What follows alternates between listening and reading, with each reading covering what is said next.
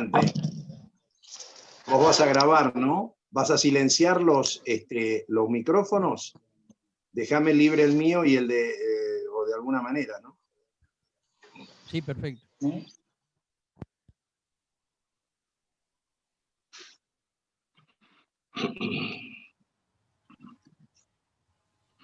Hola, hola. Hola, buenas tardes. ¿Cómo están? Ansiosos de escucharlo a Loris. Hola, hola, buenas tardes. Hola. Hola. Hola. ¿Entraron todos, Alberto? Sí, ya estamos todos.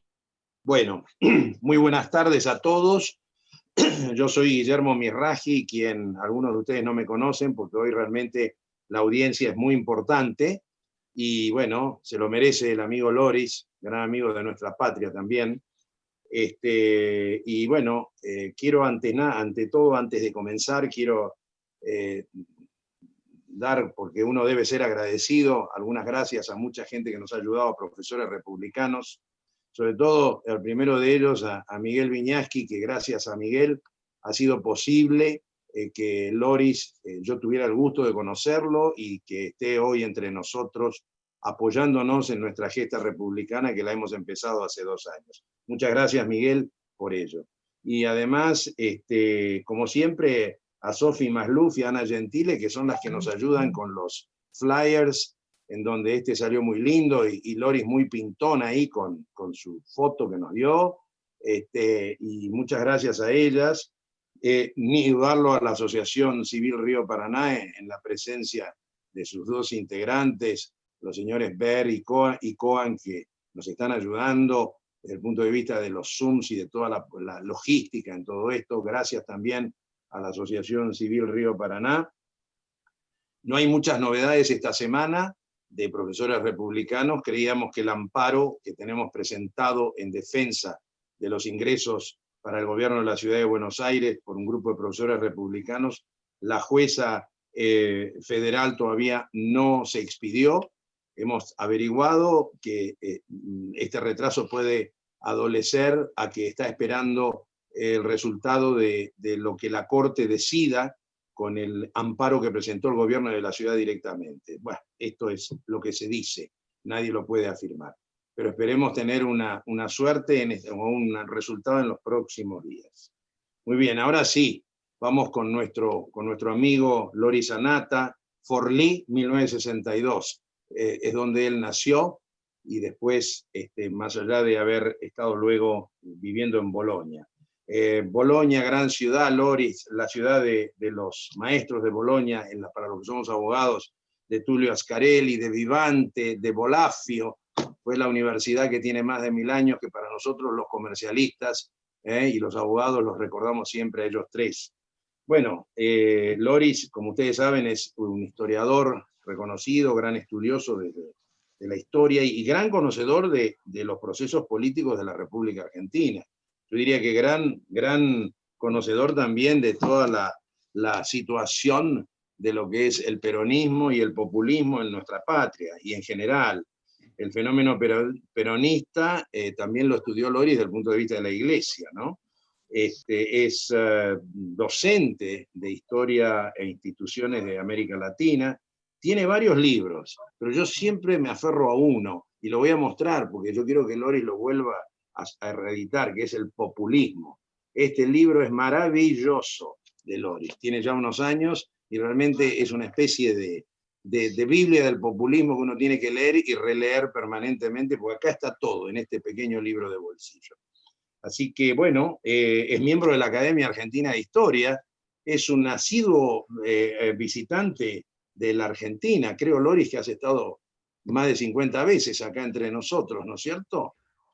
Así que nos conoce más de lo que nos conocemos nosotros mismos. Bueno, le vamos a dar la palabra. El sistema que Loris me pidió es que los que tengamos inquietudes me bajen unas preguntas acá al Zoom, y las vamos a ir armando. Yo también le voy a hacer alguna pregunta, quiere hacerlo entretenido, quiere que sea una forma dinámica de exposición, no que sea él solo el que hable. Así que yo para eso voy a romper un poco el frío de la movilidad para que haya preguntas, y le voy a hacer la primera, si le parece a Loris. Hoy vamos a hablar de populismo en la Argentina, vamos a hablar del poder político y de la Iglesia. Yo le pregunto, si además de del populismo peronista, hubo otros populismos en la República Argentina en el siglo XX. No voy a hablar del siglo XIX, que fue entre los caudillos y demás, yo digo en el siglo XX, hubo otros populistas. Con esto te doy la tribuna, Loris. Bueno, bueno, muchas gracias, Guillermo, la verdad, muy amable. También un gusto haberte conocido y un gran gusto estar aquí con ustedes. Me parece que la causa de los profesores republicanos es una causa que me siento de compartir totalmente. Estoy muy preocupado por varias cosas que están aconteciendo en la Argentina. La veo a la distancia, pero creo tener suficientemente el pulso de la situación para compartir la preocupación de muchos. Y nada, me siento como en casa y les agradezco haberme dado esta oportunidad porque, como decía Guillermo, yo viajo mucho a la Argentina. Para mí ya forma parte desde hace 30 años de mi vida, y no poder viajar ahora por la pandemia me cuesta porque estoy lejos de tantos afectos. Y así que nada, mi forma de estar presente en la Argentina. Así que gracias a ustedes que me dan esa posibilidad. No sé, trataremos varios puntos, yo supongo. Me parece mejor hacerlo así, a través de preguntas, no de forma demasiado estructurada, porque si no se parecería demasiado a una clase académica también aburrida. Total, yo creo que las cosas esenciales van a salir a flote. Con respecto a la primera pregunta de Guillermo, bueno, nosotros damos por descontado, y me parece correcto, que el fenómeno populista, por definición de la Argentina, claro, es el peronismo. Ahora, siendo el populismo, yo creo una cultura política, o no, ni siquiera una cultura política, yo diría una visión del mundo, que un imaginario que vive al estado de latencia, ¿no? Bueno, necesariamente no puede haber nacido así, de repente, con el peronismo, como si naciera de la nada, ¿no? El peronismo le dio forma, le dio sustancia a una corriente histórica que tenía un relato, que tenía una visión del pasado, que tenía una idea de pueblo, que tenía una lectura de la historia también, ¿no? Entonces empezaría por tomar a la letra lo que reivindica el mismo peronismo, ¿no? O sea, finalmente en el peronismo hay una reivindicación del irigoyenismo, y este es un primer paso.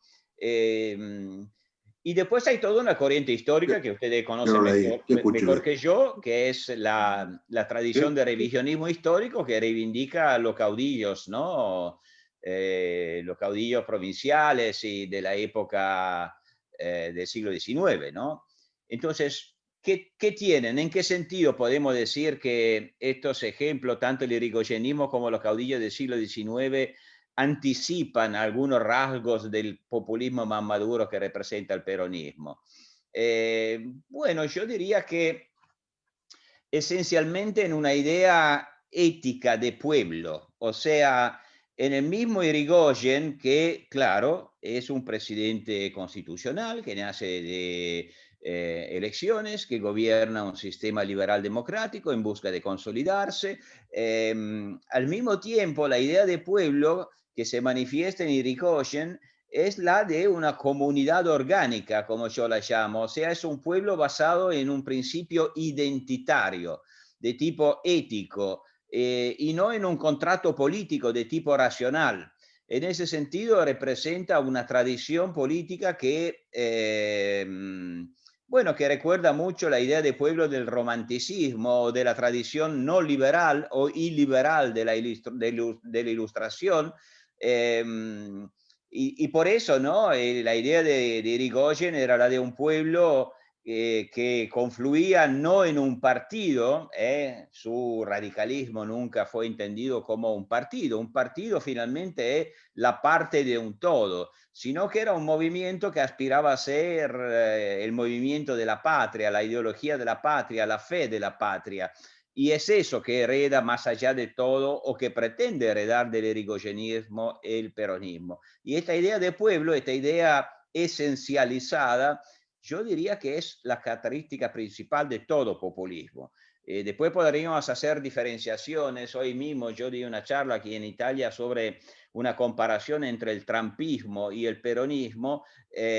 Hasta este punto, hasta el trumpismo se puede incluir en esos fenómenos de tipo populista. O sea, una idea mítica de pueblo entendido como un pueblo basado en una identidad, en un pasado mítico en que ese pueblo era armónico, en que era inocente, en que era puro, en que no había sido corrompido.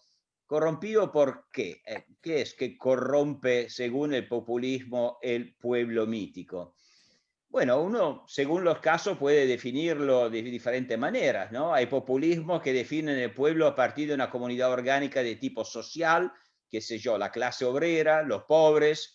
Otros lo definen de forma religiosa, la pertenencia a una determinada confesión religiosa, otro de tipo étnico. Cada vez más se definen los populismos en base a una idea identitaria de pueblo fundada en una virtud, qué sé yo, la misericordia, la honestad. Pasa cada vez más. Pero lo que es más importante en todo esto es que todos los populismos piensan que la imperfección de la historia, la caducidad de la historia ha terminado corrompiendo el pueblo. Y que por lo tanto este pueblo mítico debe ser restaurado en su inocencia y pureza originaria. Las causas pueden ser diferentes, por supuesto, ¿no? En Estados Unidos, Trump habla esencialmente de la inmigración, de la globalización. En la Argentina, como en todo populismo hispánico, la corrupción de la historia viene por mano de la tradición del protestantismo, ¿no? Que abre camino a la ilustración, después al liberalismo, que terminan por disgregar, por fragmentar la cristiandad antigua. Pero finalmente el proceso fundamental de todo lo populismo, que todos los populismos ven como causa de esta corrupción de la historia, es la que yo llamaría la secularización. O sea, una creciente separación de la dimensión secular de la vida de la dimensión religiosa. Esto es lo que más le cuesta aceptar a todos los populismos. Así que aproveché, Guillermo, para lanzar varios temas, aprovechando tu pregunta, pero tomando en palabra, repito, la reivindicación del mismo peronismo. Cada uno se crea la historia a su medida, y si el peronismo reivindicaba Irigoyen y Rosas, hay un motivo, y el motivo es el que traté de explicar. Sí, muy bien. Yo creo que lo que estás diciendo en síntesis es que de alguna manera el populismo congela la historia. Es decir, el líder no pierde, nunca pierde. No puede perder el líder, la historia está congelada. Decía Fidel Castro, que es un hombre que sabía de populismo. Yo diría que es el populismo real, no el socialismo real, el populismo real en la historia latinoamericana. Decía Fidel Castro que la revolución es repetición. Mejor, la revolución es repetición como las religiones son repetición. Y bueno, y las religiones son repeticiones porque significa que han alcanzado reconstruir el reino de Dios en la tierra. O sea, el populismo y su visión religiosa del mundo tiene una visión providencialista de la historia, finalista de la historia, ¿no? Es el historicismo tan combatido por un cientista social como Karl Popper, ¿no? O sea, la idea que la historia tenga un fin de salvación. Y cuando el populismo piensa haber logrado la salvación, ya la historia ha terminado. O sea, se han eliminado los conflictos. No se olviden que el ideal del pensamiento religioso, de tipo religioso del populismo, el ideal es una sociedad totalmente armónica, que elimina los conflictos. Es en el pensamiento racionalista, ¿no?, de la Ilustración, que al revés se asume que los conflictos forman parte de la historia. Y es que a lo mejor por eso hay que inventar e institucionalizar una esfera política para que los conflictos se transformen en enriquecedores, en una forma de pluralismo y no en una forma de destrucción recíproca. Pero el ideal del populismo es la armonía. Y cuando la armonía se ha logrado, o se pretende haber logrado la armonía, bueno, la historia termina. Fidel Castro, al que hacía referencia, y lo hago también porque está saliendo en la Argentina mi biografía de Fidel Castro, saldrá en una semana en venta. Bueno, Fidel Castro, como todo buen populista, no decía yo prometo mejorar un poco las cosas. El principio no era el principio de la tradición racionalista de intentar evaluar los fracasos, corregir los errores. No, la promesa de todo populista es viviremos en paraíso, palabra de Fidel Castro. Y cuando uno vive en paraíso, ¿qué va a cambiar? La historia termina. Y de hecho, si le hacen caso en Cuba, no pasa nada. ¿Quién escucha hablar de Cuba? Lo que pasa es siempre lo mismo. El lugar más aburrido del mundo, dicho por lo mismo cubano, porque no hay ninguna esperanza de afirmación personal, de cambio de vida. Todo está programado, todo está planificado. Y sí, por eso que tu pregunta me parece totalmente acertada. Si desarrollamos a pleno la visión del mundo, el imaginario populista es el fin de la historia, el traspaso a la tierra prometida, porque esta es la promesa del populismo, llegaremos a la tierra prometida. Y esto también es la clave de su éxito, atención, de su gran popularidad, porque bueno, la promesa de la salvación para el hombre, por eso el hombre necesita tanto la religión, ¿no? La promesa de salir de la caducidad de la historia que tanto nos preocupa y nos da miedo. Bueno, no casualmente las religiones monoteístas duran milenios, no 4 años como los gobiernos constitucionales. El micrófono.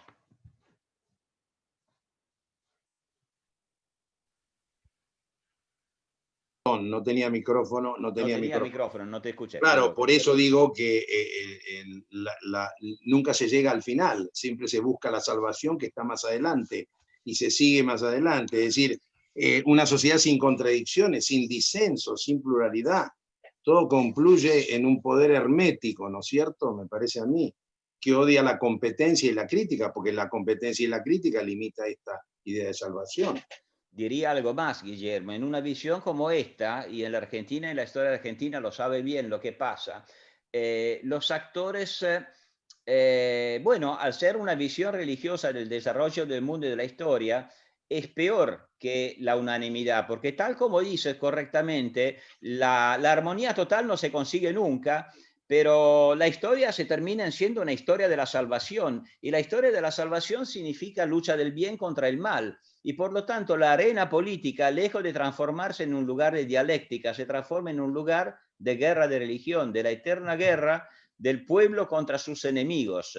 Por eso los populismos siempre necesitan nuevos enemigos para combatir, porque de esta manera logran reformular el proceso a través del cual cumplen su función de redención. Y uso la palabra redención no solamente porque es una palabra clásica, ¿no?, del vocabulario populista, porque si le hacen caso es la palabra de tipo sagrado que anticipa la palabra revolución. La palabra revolución en boca de los populismos, si le hacen caso hasta los populismos que llegan al poder a través de ganar las elecciones, de la libre competencia en un régimen democrático, pero afirman su carácter revolucionario. Claro, pues su idea es de redimir.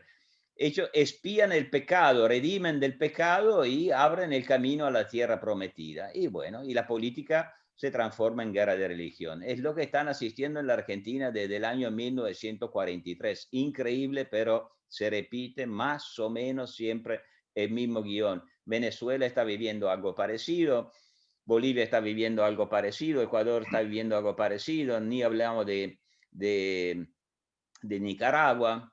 En Italia nos estamos metiendo por el mismo camino, pero bueno, esperemos tener anticuerpos más fuertes. Es muy importante la fecha que ponés, porque en 1943 es el golpe de Estado al gobierno de Castillo, y es ahí donde empieza el peronismo, muy vinculado a dos grandes campos, al militarismo y a la iglesia, porque en ese entonces, cuando fueron las elecciones, la iglesia expresamente exteriorizó su apoyo al peronismo, ¿no es cierto? Y creo que, como vos decís bien en algún lugar, el conflicto entre el peronismo y la Iglesia es un conflicto interno, de familia, es un tema hasta yo diría de reacomodamiento. Tal cual, sí, sí, yo tocaría ambas cosas. Bueno, sí, la fecha clave de Argentina, de la historia argentina, yo creo de la historia contemporánea argentina, es el año 43, efectivamente, y no lo podemos decir solamente en perspectiva histórica, porque también los contemporáneos, o por lo menos los protagonistas del golpe del año 1943, eran perfectamente conscientes de que esa fecha quería ser un corte. Claro, no podían imaginar después que Perón ganaría las elecciones del 46 y todo lo que seguiría, pero su idea que esta fecha no era un simple golpe de Estado, que era un cambio de paradigma de civilización, que se abandonaba la idea de la civilización hija de la Ilustración y se ingresaba o se volvía, según su opinión, al pueblo puro que había sido traicionado por la importación del liberalismo. Esto lo tenían súper claro y lo declararon de forma explícita. Ahora, también es cierto que esto tampoco fue tan improvisado, o sea que el proceso de decadencia de las instituciones del liberalismo, o sea, del Parlamento, de las libertades civiles, de la división de poderes, de los partidos políticos, venía ya desde bastante tiempo, por lo menos todos los años desde el golpe del 30, y tal vez un poco antes, ya comentamos, ¿no?, la peculiaridad del irigoyenismo, y bueno, a la decadencia de las instituciones típicas del orden liberal, ¿qué correspondía? Y correspondía el gran revival de las instituciones típicas del imaginario corporativo, de la sociedad de cuerpos, de la sociedad orgánica que tenía origen en la colonia, ¿no? O sea, el gran revival de la Iglesia Católica y de las Fuerzas Armadas en los años 30 y la maduración de nuevas corporaciones típicas de la sociedad de masa, primero entre todos el sindicato, bueno, es hijo precisamente, y bueno, de que lamentablemente, digo yo, el diagnóstico de quien quiso con el año 43 volver al pueblo antiguo, a la modernidad de los antiguos o digamos al orden sagrado de los antiguos, bueno, ese diagnóstico era acertado porque es exactamente lo que hizo. Argentina volvió al orden corporativo. Con respecto a la Iglesia, bueno, el tema acá es complejo, es curioso porque claro que si el peronismo quiso ser, fue el vehículo secular de esta recristianización de la Argentina, del retorno a un orden orgánico y por lo tanto a un orden basado en la fe, bueno, necesariamente invadía el campo de la Iglesia Católica. La Iglesia pedía una política religiosa y el peronismo hizo una política religiosa, pero claro que en una época en que la soberanía reside en el pueblo, la política religiosa dio paso a una religión política, o sea, el peronismo mismo se transformó en la encarnación de la nueva religión. Y de esa manera la desplazaba la Iglesia. No casualmente todos los regímenes parecidos a peronismo terminaron por chocar con la Iglesia. Ahora, una parte de la Iglesia, de a poco, y después de tantos sacrificios y de tantos conflictos y de tantos traumas del país, poco a poco terminó comprendiendo que esta confusión entre política y religión, entre nación y fe, entre ciudadano y devoto, no le hacía bien ni a la Iglesia ni al país.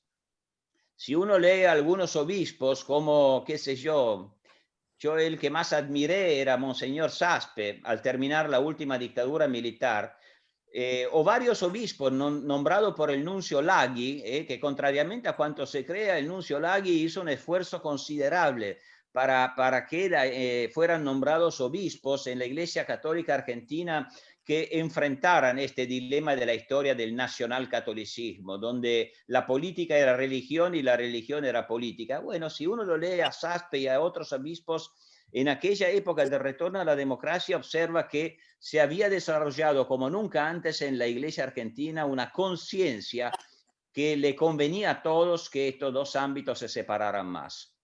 Hoy me parece que, pero esto lo dejo ahí pendiente, no sé si habrá preguntas, si habrá comentarios, hoy me parece que se volvió atrás en ese camino. Yo creo que ha habido un retorno a una fuerte, no digo reperonización, también tal vez reperonización de la Iglesia argentina, pero a una fuerte simbiosis entre lo religioso y lo político, que por un momento parecía haberse superado o parcialmente superado. Y esto es uno de los elementos que más me preocupan de la contemporaneidad de Argentina, porque es más relevante de lo que la gente cree. Sí, acá hay una pregunta del profesor Jorge Osona, que tú debes conocer.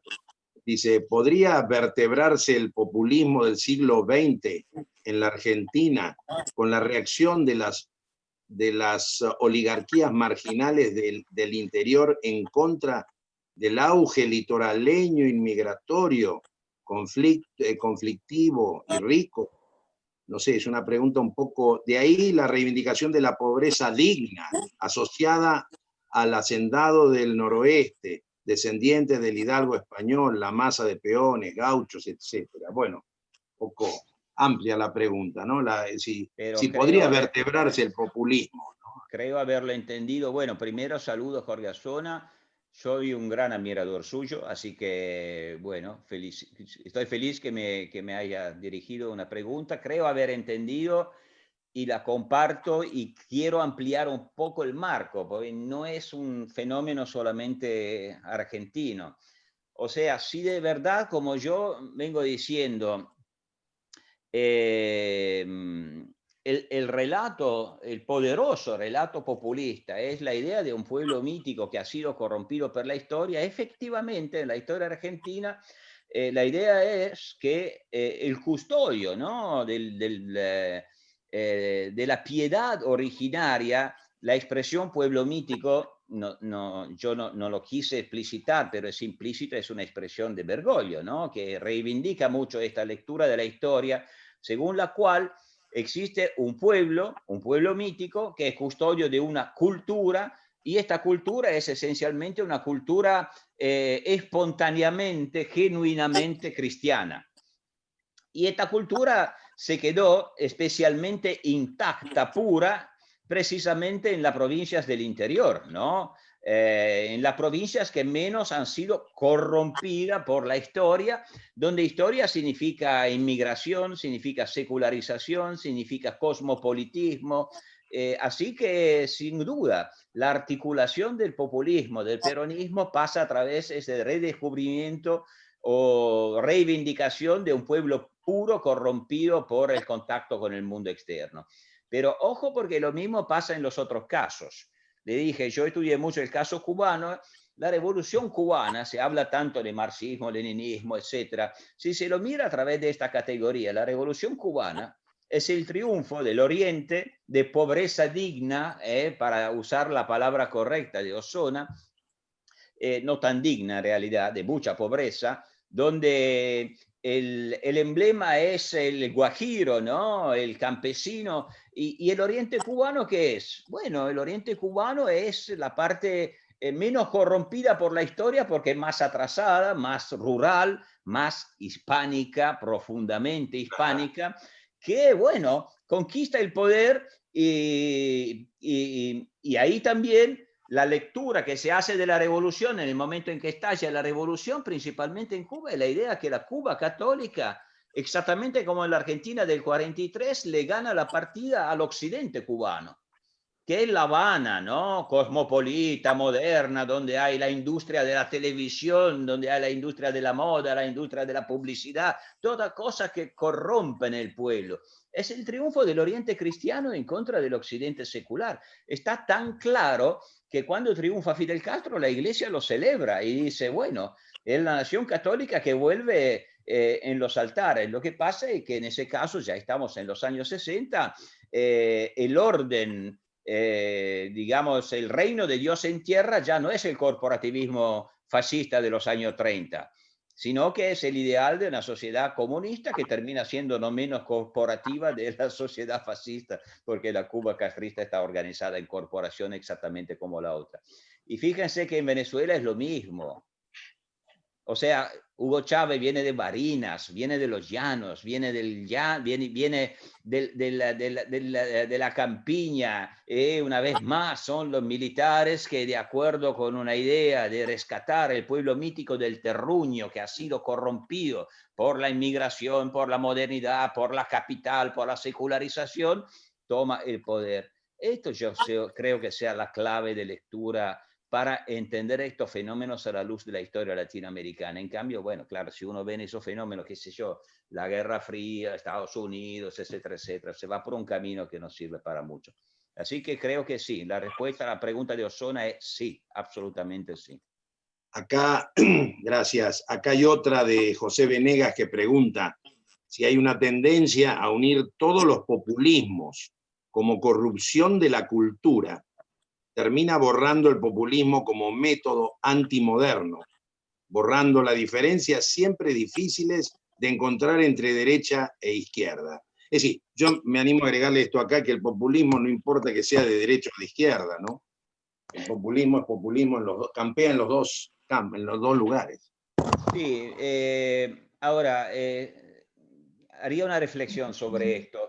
Sí, a mí también, yo escribí hasta artículos académicos para explicar por qué para mí también las categorías de derecha e izquierda no sirven para el populismo, que más bien derecha e izquierda tienen sentido, para mí un sentido bastante limitado. Yo como historiador estoy un poco cansado de categorías que me parecen muy básicas, muy elementales, pero bueno, digamos que derecha e izquierda tienen sentido dentro del abanico ideológico de un sistema pluralista, ¿no? Entonces ahí se decide sobre políticas públicas, etcétera. Pero con el populismo no, porque como decía, el populismo instala una guerra de religión finalmente, ¿no? Entre un nosotros y un ellos. Y entonces, si es así, lo que caracteriza el populismo es que el populismo quiere ser el todo, jugar todos los papeles en la película, ser derecha y ser también izquierda, ser gobierno y ser oposición, porque como decía, su idea del pueblo es un todo orgánico, es un conjunto, nosotros y ellos. Así que no, después, dicho esto, pero hay que adelantar un poco más en la reflexión, si el populismo, como yo venía diciendo, tiene este núcleo en común, o sea, la idea de un pueblo mítico, corrompido por la historia, y que este pueblo hay que redimirlo, rescatarlo. Ahora, esto significa que en cada populismo hay que ir a buscar cuál es ese pasado imaginado, o sea, ¿cuál es el pasado de ese pueblo mítico? ¿Cómo en el relato del populismo se imagina este populismo o este pueblo mítico del pasado? Ahora, si nosotros miramos a Estados Unidos, miramos a Trump, puede ser útil la comparación, porque nosotros si miramos a Trump, vemos que en Trump hay los elementos básicos del populismo, o sea, la idea de un pueblo mítico, que es el pueblo esencialmente blanco, protestante, celoso de sus derechos individuales, de los padres de la patria de Estados Unidos, que ha sido a lo largo del tiempo corrompido una vez más por el cosmopolitismo, el establishment, las élites, la inmigración, etcétera, etcétera. Hasta aquí estamos. Pero cuando mira en su pasado, en el pasado de Estados Unidos, ¿qué encuentra Trump? Bueno, Trump encuentra una tradición de, yo lo llamaría hasta de anarcocapitalismo, de individualismo, de intolerancia hacia la invasión del Estado. Y por eso el populismo en Estados Unidos bajo Trump asume este perfil, repito, de una especie de anarcocapitalismo. Ahí sí que hay una gran diferencia con el caso latinoamericano, porque el caso latinoamericano, el prevaleciente por lo menos, de los Perón, de los Chávez, de los Castro, bueno, también tiene la misma idea de un pueblo corrompido por la historia, corrompido por, en este caso, el liberalismo, el capitalismo que fragmentó la cristiandad hispánica. Pero cuando mira en su pasado y no encuentra la ilustración, no encuentra el individuo, no encuentra la Constitución de Filadelfia, encuentra el orden orgánico de la colonia. Y entonces el populismo latinoamericano prevalentemente es un populismo que para solucionar el problema de la fragmentación del pueblo no se va hacia el anarcocapitalismo o el individualismo extremo. Al revés, quiere recrear la comunidad orgánica perdida. Y ahí el peligro totalitario se hace muy fuerte, porque donde triunfa vuelve a crear una especie de comunidad de fe, una especie de reducción jesuítica en el siglo XX. Así que sí que hay diferencia, pero no diría de derecha o de izquierda, son diferentes la historia. Acá hay una pregunta del profesor Daniel Sapsay que dice algo muy cercano a lo que acabas de decir. Dice, la democracia constitucional consideró que tiene un desarrollo muy accidentado, pues se enfrenta con el catolicismo y con el populismo peronista en Argentina. ¿No le parece, pregunta Sapsay, que en realidad se enfrenta el liberalismo con dos formas de autoritarismo? Es decir, el populismo y el catolicismo serían las dos formas de autoritarismo. Sí, yo diría que sí. Yo diría que con dos formas de autoritarismo que llegan a confligir entre ellos, como vimos, para ver quién es que efectivamente se eleva a tutela, ¿no? de la restauración del orden católico, pero que al mismo tiempo se juntan contra la Argentina liberal. A este respecto le agradezco al doctor Sapsay la pregunta. Aprovecho para profundizar en este análisis un poco más. O sea, me parece que además de lo que él dice, que yo comparto totalmente, o sea, que la tradición democrático-liberal en la Argentina se encuentra con un poderoso catolicismo que se transforma en un vehículo secular populista a través del peronismo. Yo creo que la clave y el drama, en cierto sentido, también de la historia argentina en ese sentido, es que en ese tránsito, en esa transición, el nacionalcatolicismo, o sea, esa idea integrista, esta idea confesional del catolicismo derrota, no, más que derrota, aplasta las corrientes liberales del catolicismo. Porque claro, el tema no es o no debería ser Argentina liberal contra Argentina católica. El verdadero drama de Argentina es que el catolicismo liberal, el que podría haber hecho confluir los valores del cristianismo que son totalmente compatibles con la democracia liberal, que podría haberlos hecho confluir dentro de la democracia liberal, fue aplastado, reprimido, quedó una pequeña minoría en la historia del catolicismo argentino. Esto, por ejemplo, hace una diferencia con el caso italiano, donde especialmente en el norte de Italia una poderosa corriente católico-liberal permitió de a poco, después de tanto conflicto, de insertar el catolicismo dentro del pluralismo político de la democracia representativa. Esto sí, en la Argentina no se dio. ¿Cómo no se dio la existencia de una democracia cristiana? Porque en lugar de una democracia cristiana, o sea, un partido de inspiración católica dentro de un orden liberal democrático pluralista, en la Argentina ese lugar está ocupado por el peronismo, pero el peronismo no es una democracia cristiana, pues no es un partido entre partidos. Los peronistas siempre se enojan cuando digo que el peronismo pertenece a la familia de los fascismos, y no, lo lamento, pertenece a la familia de los fascismos, porque efectivamente como el fascismo piensa en recrear una unidad orgánica donde el peronismo no es un partido entre partidos, una ideología entre ideologías. Es la fe de la patria, es la ideología de un Estado confesional. No es eso la democracia cristiana. La democracia cristiana es la cita fracasada de la historia argentina. De haber existido una democracia cristiana, tal vez habría existido también democracia representativa en la Argentina. No, hubo peronismo, otro tema. Me cuesta, siguiendo la pregunta de Sapsay, me cuesta entender tal vez en la Argentina que pueda existir del mismo modo un peronismo democrático como un cristianismo liberal. Y voy a decirte por qué, porque hay un elemento central. El peronismo no es un partido, es un movimiento, y la iglesia es un movimiento. Tienen características muy similares de arranque. Es decir, la misma iglesia se fortalece cuando uno es la fe con la espada, en el siglo IV. Entonces, a mí me cuesta pensar, a lo mejor porque a nosotros los argentinos tenemos una iglesia muy fuerte en este sentido que vos decís, y también un peronismo que ha canalizado todo eso de la iglesia. ¿Puede haber un peronismo democrático, como lo llaman ahora, y un catolicismo? Pregunto. Bueno, la pregunta si puede haber un peronismo democrático o un peronismo republicano,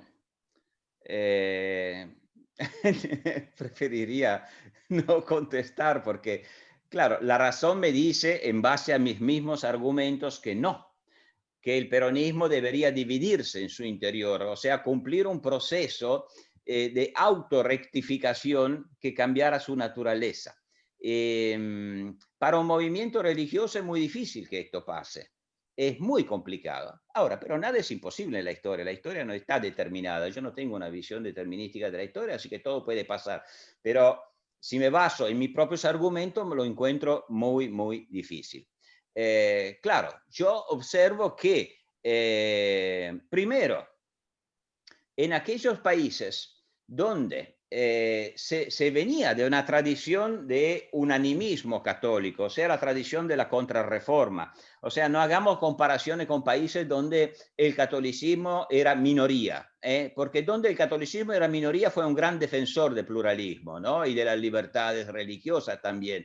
El problema es donde tiene, como en el mundo hispano, una tradición de unanimismo, ¿no? O sea, de Estado-Iglesia, de fusión. Entonces, en estos países, bueno, no casualmente los sistemas democráticos, aunque uno puede decir que eran democracias, en algunos casos como el de Chile, que en realidad eran, bueno, más institucionales que verdaderas. Se puede decir lo que quiera, pero los países que lograron institucionalizar el sistema político de tipo liberal democrático fueron también aquellos donde un filtro político llegó a separar la esfera política de la esfera religiosa. La democracia cristiana chilena, en ese caso, cumplió una función extraordinaria que es totalmente parecida a lo de la democracia cristiana en Alemania en la posguerra o en Italia en la posguerra. Bueno, en Argentina, en cambio, tenemos una iglesia triunfalista, una iglesia que a través del peronismo no quiere crear un orden liberal democrático inspirado en los valores católicos. Quiere crear el reino de Dios en la tierra. El nuevo orden cristiano se lo llamaba. Esta es la enorme diferencia. Y hasta que no se entienda esto, bueno, no tendremos la clave para entender, yo creo, lo esencial de la historia política argentina. Y es un elemento absolutamente central. Sí, no. Me hace acordar esto un poco a lo que pasaba en el siglo XIX en Francia, con Boulanger tal vez, yo también hablo del bonapartismo, ¿no? Pero Boulanger es el claro ejemplo, que después se traslada al Volksgeist alemán, y que esa idea del espíritu del pueblo, que además esto viene desde Montesquieu, ¿no? Si vamos a hablar del espíritu de las leyes, toda la idea del espíritu, que no estaba mal pensado en algunos aspectos, ¿no? Pero hay algo de eso, ¿no, Loris? Bueno, yo creo que hay dos corrientes que vienen desde lejos, desde tiempos muy antiguos. Ahora tampoco es el caso de hacer aquí la genealogía, que pasan a través de la Ilustración y de la Revolución Francesa y que bueno, llevan a derroteros diferentes, a caminos muy diferentes. O sea, yo veo que un Condorcet o un Montesquieu o un Kant, bueno, llevan a una racionalidad. Yo tampoco quiero hacer de la racionalidad una especie de mito igual y contrario al mito de la centralidad de la espiritualidad y de la religión, para nada, pero por lo menos llevan a un continuo método experimental de racionalidad crítica. Y en cambio la tradición identitaria, ¿no? Especialmente alemana, yo diría, ¿no? Que viene de un Herder, que pasa a través también en Francia de un Rousseau.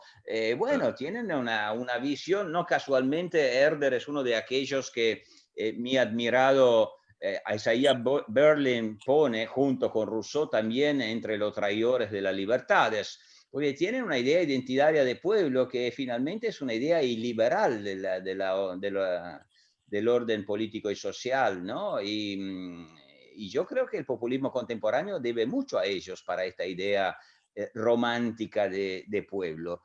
Y bueno, la genealogía de esto seguiría, ¿no? Porque, por ejemplo, esta idea típicamente populista de pueblo vuelve a aparecer con especial fuerza en la teología de la liberación.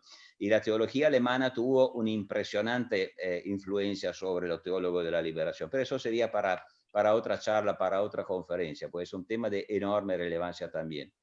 Sí, acá hay algunas preguntas vinculadas con el aborto, saltando un poco otro tema, que dicen cómo se puede entender la unión de la Iglesia con el peronismo cuando respecto del aborto en apariencia pareciera que siguen caminos distintos y sin embargo no se los ve nada deshermanados, ¿no?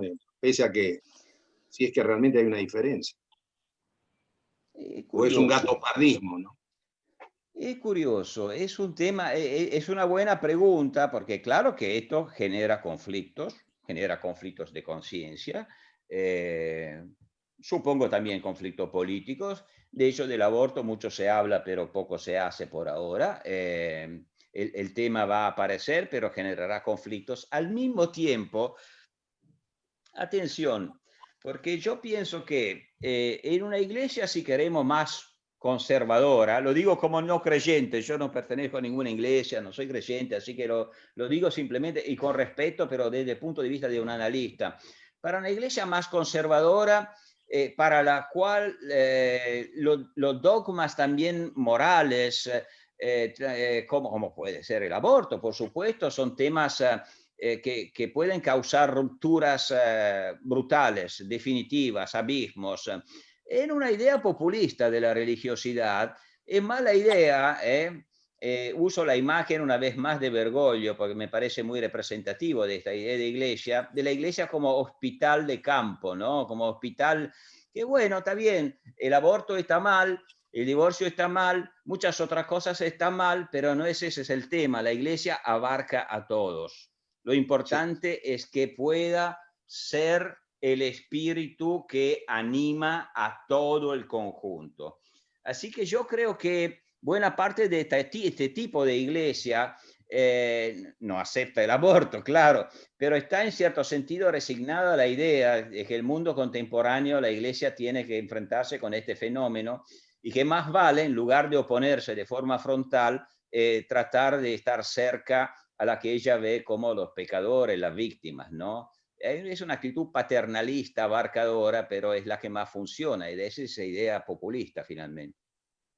Y acá preguntan también, o comentan algunas personas, que dice, partamos de algo básico. En mis años de estudio de religión, la palabra de un papa, yo no estoy tan seguro que sea así en la Grey en general, ¿no? Es atendible dentro de lo circunscripto a la religión. Las opiniones políticas de un papa sobre el resto solo vale como una opinión más. Es difícil entenderlo así, ¿eh? Es muy difícil. Yo creo que la gente vive un verticalismo con la religión, sobre todo cuando se dice que es un emisario de Dios directo, ¿no? Sí, sí. Ahora, no sé, yo no hice escuela católica y no soy un fiel, así que tampoco tengo experiencia en ese sentido. Pero no sé cuánta parte de la Grey católica, aparte, digamos, los intelectuales, las personas más formadas, realmente a lo largo de la historia de la historia contemporánea, digamos, hicieron una distinción entre el Papa que habla ex cátedra, o sea, como pastor, y el Papa que habla de elemento político. Entre otras cosas, porque el límite no está para nada definido en la mayoría de los casos. Le digo, en Italia, donde dentro de todo, yo le dije que con la apariencia de la democracia cristiana se creó un filtro, ¿no? Yo creo salutar que se separó la religión de la política, pero a pesar de esto, todos los estudios demuestran que por lo menos hasta los años 60, hasta cuando la sociedad italiana era una sociedad muy escasamente secularizada, la palabra del Papa era palabra del Papa. Y si decía voten democracia cristiana, los fieles en su gran mayoría. El problema, ¿cuándo fue el cambio? El cambio no fue tanto cuando Bueno, el problema fue cuando la sociedad empezó a secularizarse más, que las personas empezaron a desarrollar más una conciencia de sí mismos, una identidad política, a ser más cultos. Entonces sí, entonces la palabra del Papa perdió de peso. Creo que venga por ese lado, en fin, la explicación. Acá viene un agradecimiento para mecharlos de Cristian Basilenko. Dice, el ojo no puede verse a sí mismo. Dice, gracias, doctor Sanata, por dedicar su vida a estudiarnos en serio y a enseñarnos sobre nosotros mismos. Es verdad, pero creo que a nosotros, Cristian, no nos interesa estudiarnos a sí mismos. Vivimos a veces del Igual problema de... Igual no, le agradezco mucho, pero a mí me gusta también hacer chistes. No le he dedicado toda mi vida, les aseguro que en mi vida trato de hacer otras cosas también, porque si no me sentiría bastante mal. Dime, Loris, ¿cómo se sale de esto? Es decir, o por lo menos, ¿cómo se morigera un poco esto? ¿No hay una suerte de miedo en la sociedad para el cambio hacia la verdad? Perdón, digo la verdad porque es mi verdad, no la de todos. ¿Hay miedo? ¿Cómo se sale? Es una pregunta abierta. No, es la pregunta abierta, pero también la pregunta que yo más temo, porque la verdad es que yo no creo que haya coartadas para salir de esto, no es que alguien tenga la receta. ¿Cómo se sale de situaciones como estas? Si uno piensa en los grandes fenómenos populistas, bueno, que diferentemente del argentino lograron institucionalizarse en regímenes totalitarios, bueno, terminaron cuando fueron derrocados. Así que nadie le desea a la Argentina que venga alguien de afuera a derrocarlos. Entonces no queda que una transición desde el interior. Y atención, el cambio que se va a dar un día en la Argentina, porque claro que se va a dar, porque se va a dar en todos lados, la historia camina, pero no piensen que esa cultura política va a desaparecer. Tiene que hacer cambios y la cosa mejor es darle continuidad a la institucionalidad. Yo todas veces que pienso, lo sé que no es, puede ser un poco, no sé, también un poco minimalista lo que voy a decir, pero con la historia de inestabilidad y de polarización de conflictos que tiene la Argentina, yo lo primero que miro cuando llega un gobierno en la Argentina, o lo primero que espero, aún antes que haga buenas políticas públicas, que tenga éxito en lo económico, lo que quiera, lo primero que deseo es que deje la casa en orden. O sea, que no, o sea, que cree una especie de costumbre democrática, que no piense que la opinión pública no piense que podría haber otro sistema mejor y más eficaz, que se tome la institucionalidad democrática con todo su aburrimiento, con todas sus cosas que no nos gustan, pero que lo tome como lo normal. Y esto no es todavía así, porque toda vez que llega un gobierno peronista es como si se volviera a empezar desde el comienzo. La patria vuelve a renacer. No puede ser, esto es lo peligroso. Pero lo único es una larga inercia democrática. No veo otro camino que determina un cambio cultural. Yo soy un culturalista convencido. Pienso que la cultura cambia a través de las costumbres institucionales y las instituciones se consolidan a medida que cambia la cultura. Acá un señor Hugo, cuyo apellido no está, dice, fui fundador de la democracia cristiana en la Argentina, que llegó a tener un 12% de los votos y obtuvo la presidencia de la Cámara de Diputados y también de senadores en lucha directa con el peronismo. En cambio, en la chilena o de la de Costa Rica o Venezuela aparecieron usurpadores de la causa que para ganar etapas se unieron al peronismo. Pero la idea es que el cristianismo se basa, como muchas otras iglesias y filosofías desde Mao Zedong, es que la base de la constitución de un pueblo está en la libertad fundamental también de la Iglesia Católica, que sigue vigente y es la verdadera oposición al populismo en todas sus expresiones. Bueno, es un Bueno, no, yo no sabía de estas tensiones dentro de la familia demócrata cristiana entre usurpadores y puros, francamente. Pero bueno, con todo el respeto, la democracia cristiana en la Argentina, todos sabemos que tuvo una actuación marginal, no ha tenido un Eduardo Frei que ganara las elecciones como la ganó el primer turno en el año 1964.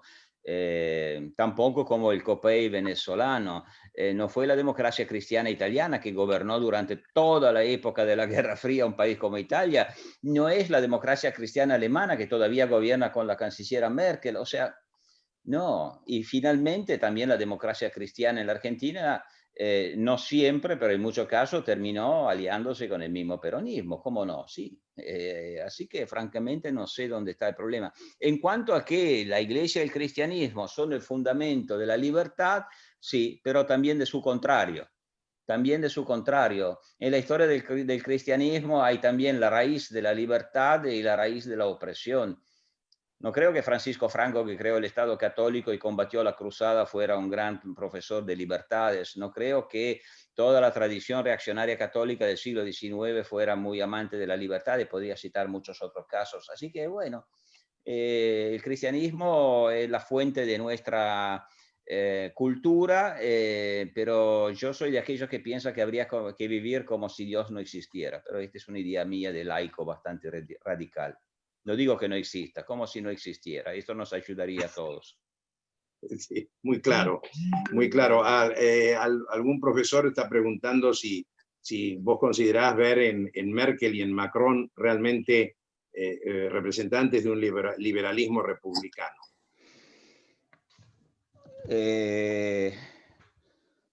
Habría que entenderse sobre la palabra liberalismo, que se usa demasiado, y la palabra que se usan demasiado terminan para no significar más nada. Si se piensa el liberalismo como una mentalidad, pues si se piensa como un partido, bueno, los partidos liberales a mí no me interesan y no me gustan tampoco, la verdad.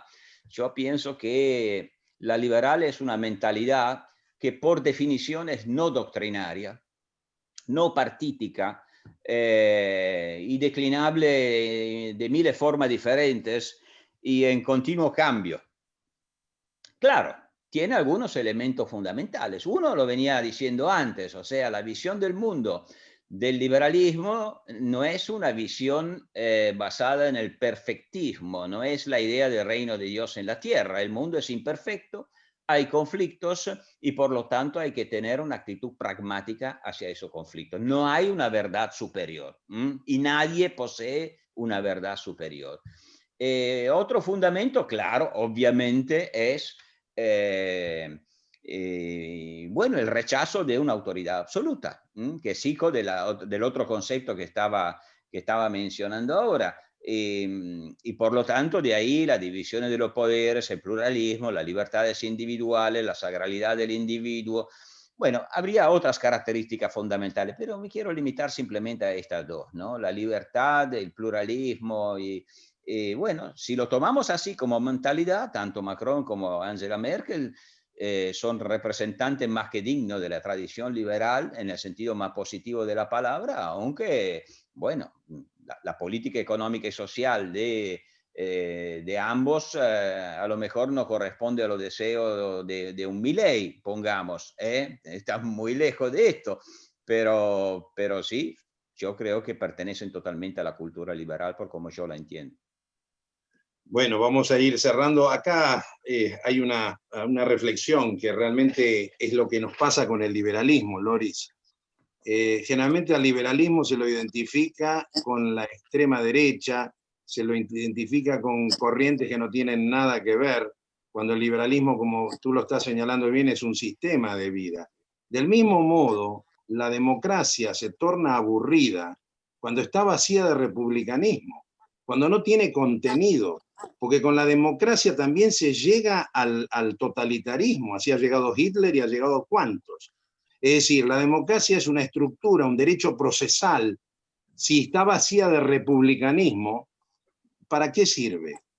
Maurice Duverger hablaba de monarquías republicanas, no hablaba de democracias necesariamente. Sí, no tengo mucho para añadir porque es una reflexión que yo comparto. Claro, especialmente en nuestros tiempos, cuando uno habla de la democracia como un sistema procesal, lo ponen en la cruz, como para decir, bueno, la democracia debe tener siempre una dimensión sustancial.